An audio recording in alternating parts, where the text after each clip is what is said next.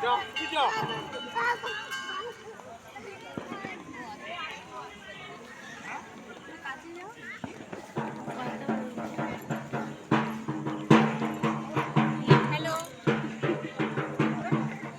বন্ধুরা, দেখছো তো আমাদের প্যান্ডেলটা দেখেছো?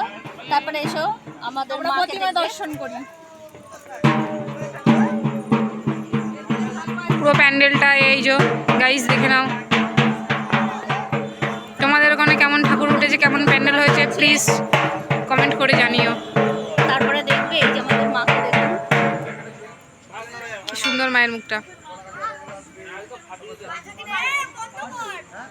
কেমন লাগছে মাকে কমেন্ট করে জানিও।